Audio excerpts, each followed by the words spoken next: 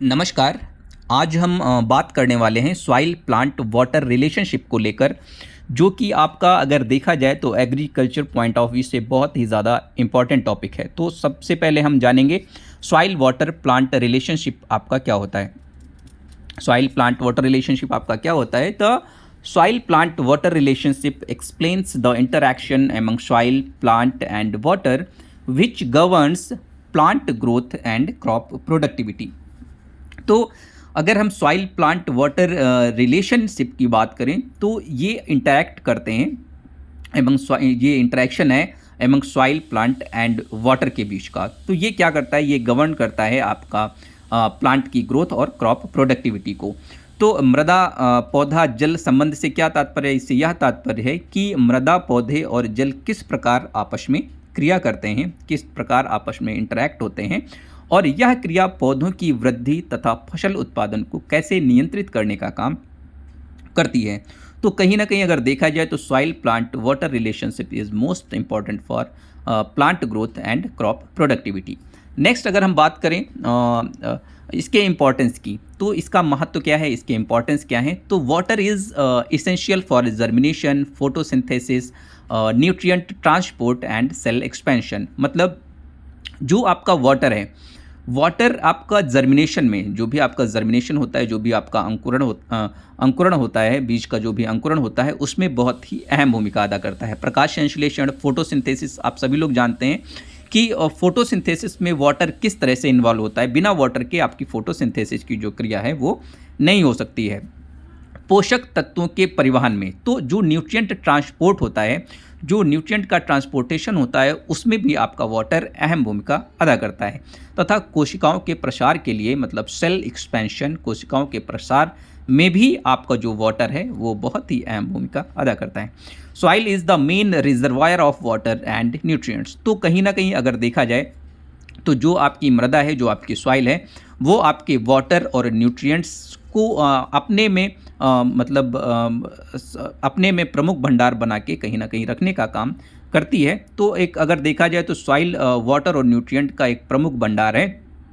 Plants act as a bridge taking water from soil and releasing it to the atmosphere through transpiration. मतलब जो भी आपके पौधे हैं, पौधे आपके क्या करते हैं? पौधे जल को मृदा से लेकर वायुमंडल में वाष्पोत्सर्जन के द्वारा छोड़ने का काम करते हैं थ्रू ट्रांसपिरेशन। तो वाटर जब आपकी मृदा से लिया जाएगा, जब आपकी सॉइल से लिया जाएगा, उसका यूटिलाइजेशन प्लांट अपनी डिफरेंट एक्टिविटीज़ में करता है। जैसे आपका जो एक्टिविटी होती है प्लांट में, फोटोसिंथेसिस में, न्यूट्रिएंट ट्रांसपोर्ट में और सेल एक्सपेंशन में, उससे ज़्यादा जो आपका वाटर बचता है वो कहीं ना कहीं क्या होता है, उसको ट्रांसपिरेशन के थ्रू बाहर निकालने का काम हमारा प्लांट करता है। नेक्स्ट अगर हम बात करें कंपोनेंट्स की, तो सॉइल प्लांट वाटर जो रिलेशनशिप है, इसके जो कंपोनेंट्स हैं, इसके जो घटक हैं, उसमें सबसे पहला जो घटक है वो आपका क्या है? सॉइल है। सॉइल का मतलब मृदा। मृदा क्या करती है? Stores and supplies water. तो मृदा क्या करती है? जल का जो भंडारण होता है आपकी मृदा में ही होता है, तो जल का भंडारण करती है और कहीं ना कहीं इसको आपूर्ति करने का काम भी करती है। कौन? हमारी मृदा, हमारी सॉइल। नेक्स्ट जो है soil texture, structure, organic matter and depth influence water holding capacity. तो कहीं ना कहीं जो सॉइल है, सॉइल की जो मृदा है, मृदा की बनावट, संरचना और मृदा में पाया जाने वाला जो ऑर्गेनिक कार्बन है, मतलब कार्बनिक पदार्थ है, एवं गहराई, जल धारण क्षमता को प्रभावित करते हैं। तो ये जो आपकी चीज़ें हैं सॉइल से related, texture, structure, organic matter, depth, ये सारे के सारे कहीं ना कहीं जल धारण क्षमता को प्रभावित करते हैं। इसके बाद अगर हम नेक्स्ट कंपोनेंट की बात करें, प्लांट, तो प्लांट क्या करता है? प्लांट की जो रूट्स होती हैं, रूट्स एब्जॉर्ब सॉइल वाटर। मतलब जो भी आपका सॉइल वाटर होता है, जो भी आपके सॉइल में वाटर प्रेजेंट होता है या मॉइस्चर प्रेजेंट होता है, उसको प्लांट एब्जॉर्ब करने का काम करते हैं। किसके थ्रू? वो आपकी रूट्स के थ्रू। मतलब जड़ें मृदा से जल अवशोषित करने का काम करती हैं। नेक्स्ट जो है आपका water helps in metabolic processes, nutrient absorption and cooling through transpiration. तो कहीं ना कहीं अगर हम बात करें कि जो भी आपके प्लांट्स होते हैं, वाटर हेल्प्स वाटर जो भी प्लांट्स के द्वारा एब्जॉर्ब किया जाता है, तो वाटर क्या करता है, वाटर कहीं ना कहीं जो मेटाबॉलिक प्रोसेसेस होती हैं उसमें बहुत ही ज़्यादा हेल्पफुल होता है। क्यों हेल्पफुल होता है? क्योंकि ये कहीं ना कहीं प्लांट को कूल करने का काम करता है। कूल कैसे करता है? जो आपका ट्रांसपिरेशन होता है, जो आपका वाष्पोत्सर्जन होता है, उसके थ्रू प्लांट अपने टेम्परेचर को मेंटेन करने का काम करता है। इसके बाद नेक्स्ट जो आपका कंपोनेंट है वाटर, जल। जल क्या करता है? Exist in different forms in soil. तो जो आपका जल है मृदा में विभिन्न रूपों में पाया जाता है। जल क्या है? आपका जो सॉइल है उसमें विभिन्न रूपों में पाया जाता है। तो इसका जो पहला रूप है ग्रेविटेशनल वाटर, दूसरा कैपिलरी, तीसरा आपका क्या है? Hygroscopic water. तो गुरुत्वाकर्षण जल, केशिकीय जल और जो आणविक जल होता है, हाइग्रोस्कोपिक जल होता है, इन रूपों में वाटर हमारी सॉइल में पाया जाता है। नेक्स्ट अगर हम बात करें, capillary water is the most important for plants. तो जो आपका केशिकीय जल होता है, ऊपर आपने ग्रेविटेशनल, कैपिलरी और हाइग्रोस्कोपिक वाटर पढ़े, तो इसमें जो प्लांट्स की ग्रोथ और डेवलपमेंट के लिए बहुत ही ज़्यादा इंपॉर्टेंट है, वो आपका क्या है? Capillary water is the most important for plants. मतलब केशिकीय जल जो है वो सबसे ज़्यादा उपयोगी है आपके प्लांट्स के लिए बहुत ही ज़्यादा इंपॉर्टेंट है। नेक्स्ट अगर सॉइल प्लांट वाटर रिलेशनशिप की बात करें तो प्रोसेस इन्वॉल्व, तो इसमें कौन कौन सी प्रोसेसेस आपकी इन्वॉल्व्ड होती हैं? तो जो सबसे पहली प्रोसेस है आपका infiltration, entry of water into soil. मतलब जो जल का मृदा में प्रवेश होता है, जो आपकी सॉइल में एंट्री ऑफ वाटर होता है, तो इसको हम लोग क्या बोलते हैं? इनफिल्ट्रेशन। नेक्स्ट आपका जो पॉइंट है परकोलेशन एंड ड्रेनेज, मतलब डाउनवर्ड मूवमेंट ऑफ वाटर। तो डाउनवर्ड मूवमेंट ऑफ वाटर जो होता है उसको आप लोग क्या बोलते हैं? Percolation and drainage. मतलब जल का नीचे की ओर जाना, जल का नीचे की ओर जाने की जो प्रक्रिया होती है, जो प्रोसेस होती है, उसको हम लोग क्या बोलते हैं? Percolation and drainage. नेक्स्ट आपका आता है एब्जॉर्प्शन। तो roots take up water by osmosis. तो जड़ों द्वारा जो जल ग्रहण किया जाता है उसको हम लोग एब्जॉर्प्शन बोलते हैं। और जो ये एब्जॉर्प्शन की क्रिया होती है ये थ्रू ऑस्मोसिस होती है। तो जड़ों द्वारा जल ग्रहण करने की जो क्षमता होती है उसको हम लोग बोलते हैं एब्जॉर्प्शन। इसके बाद आपका नेक्स्ट आता है ट्रांसलोकेशन। ट्रांसलोकेशन क्या होता है आपका? ट्रांसलोकेशन का मतलब है movement of water from roots to leaves. मतलब जो आपका मूवमेंट ऑफ वाटर, जो आपका जल है, जल का जो गमन है, वो आपका कहाँ से? रूट्स टू लीव्स, मतलब जड़ से आपकी लीव्स तक जो आपका वाटर है वो जो जाने की प्रक्रिया है उसको हम लोग क्या बोलते हैं? ट्रांसलोकेशन। मतलब जड़ों से पत्तियों तक जल का जो गमन होता है, यह क्रिया आपका क्या कहलाती है? संवहन या ट्रांसलोकेशन। इसके बाद आपका है ट्रांसपिरेशन। तो ट्रांसपिरेशन क्या है? Loss of water through stomata. तो ट्रांसपिरेशन का मतलब है रंध्रों से जो जल की हानि होती है उसको हम लोग क्या बोलते हैं? ट्रांसपिरेशन, मतलब वाष्पोत्सर्जन। तो रंध्र आपकी लीव्स में भी पाए जाते हैं, आपका स्टेम में भी पाए जाते हैं। तो जो उससे जो वाटर का लॉस होता है उसको हम लोग क्या बोलते हैं? वाष्पोत्सर्जन बोलते हैं या ट्रांसपिरेशन बोलते हैं। तो ये कहीं ना कहीं आपका जो प्लांट का फोलियर पार्ट होते हैं उससे जो आपका वाटर का लॉस होता है उसको हम लोग क्या बोलते हैं? वाष्पोत्सर्जन, ट्रांसपिरेशन।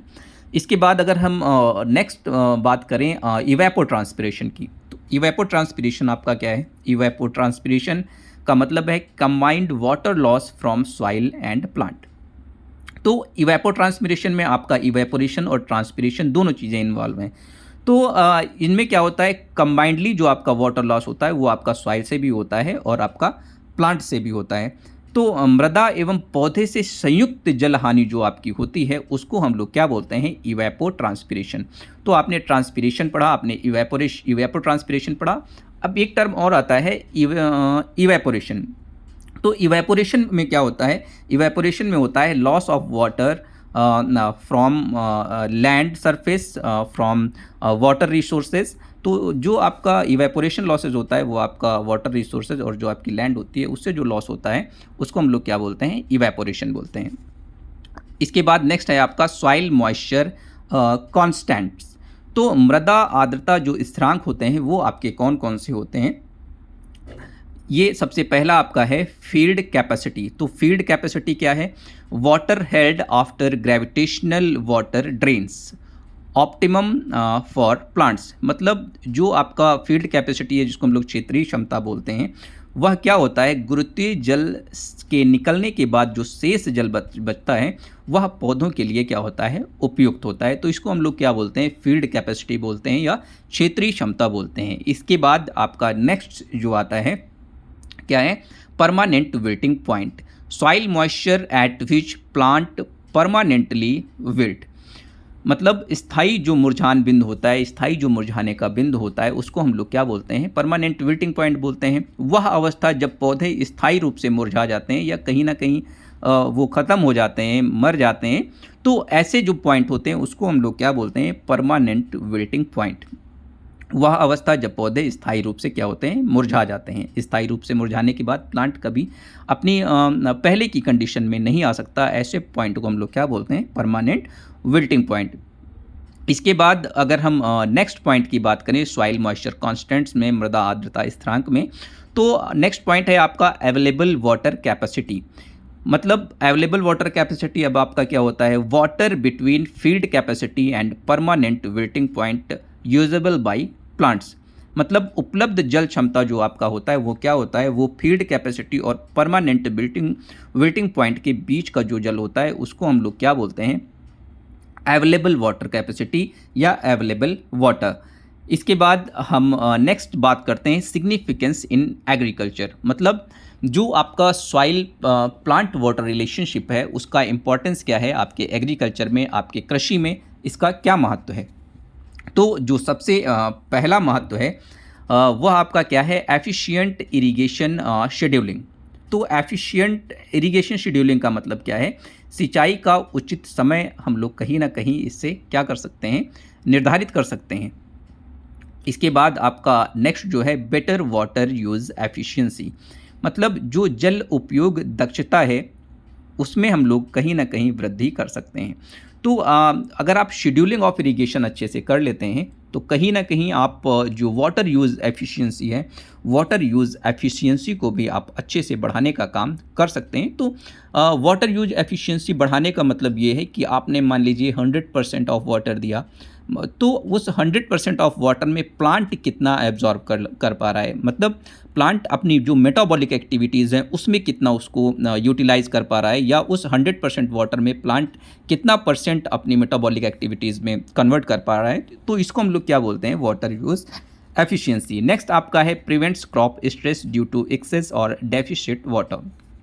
तो ये क्या करता है, जल की अधिकता या कमी से पौधों को होने वाले तनाव से भी बचाने का काम करता है। जल की अधिकता होती है या कमी होती है तो ये कहीं ना कहीं इसको मैनेज करने का या कंट्रोल करने का काम करता है। नेक्स्ट हम बात करते हैं आपका क्या है, इम्प्रूव्स यील्ड एंड सस्टेनेबिलिटी, फसल उत्पादन। मतलब कहीं ना कहीं फसल उत्पादन मतलब यील्ड, आपका क्रॉप यील्ड बढ़ाने का काम करता है, और इसमें कहीं ना कहीं स्थिरता में भी वृद्धि करता है, आपका सस्टेनेबिलिटी में भी आपका वृद्धि करता है। तो ये आपका बहुत ही अहम भूमिका अदा करता है कृषि में, इसका बहुत ही ज़्यादा महत्व है। Thank you so much, keep watching.